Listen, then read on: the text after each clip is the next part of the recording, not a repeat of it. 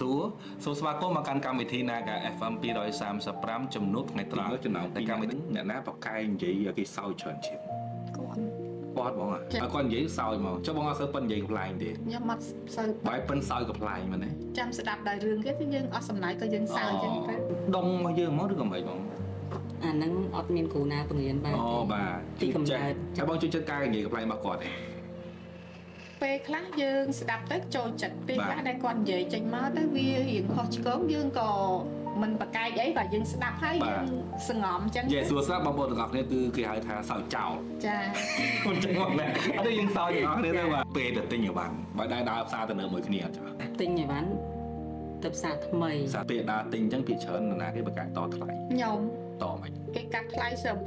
30អីហើយយើងដឹងតែតម្លៃអាយហ្នឹងគេកាត់1គុណ2យើងអាចតដូច20យើងតត្រឹម10 15អីចឹង10អញ្ចឹងពីច្រើនបងដល់ពេលដើរទិញអីវ៉ាន់ជាមួយគ្នាពីច្រើនគឺបងស្រីអ្នកតថ្លៃអបងអត់មានតែថែមពីលើថែមលបោយអីតថ្លៃទៀតអត់ទេយើងគ្រាន់ថាតម្លៃប៉ុណ្ណឹងបើសិនជាគាត់រៀងតធ្វើដូចថា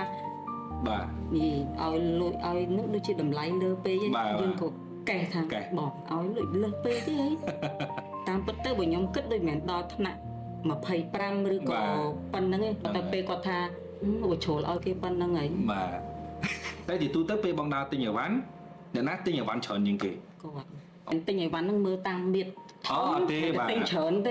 ចាតែបើតម្រូវការគាត់ពេលទៅគាត់ចង់បានច្រើនហើយអូខេបន្តបងដើរទិញ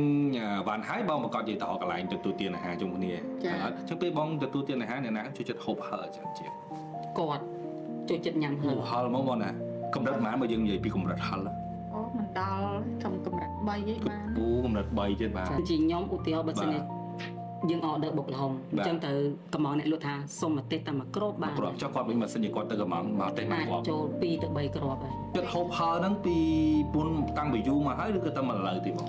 តាំងពីមុនមកហើយតែឥឡូវកាត់បន្ថយវិញកាត់បន្ថយវិញមកណាចាដោយសារយើងចាប់ផ្ដើមធ្វើទុកកាពះហើយអូបាទធ្វើទុកកាពះហើយ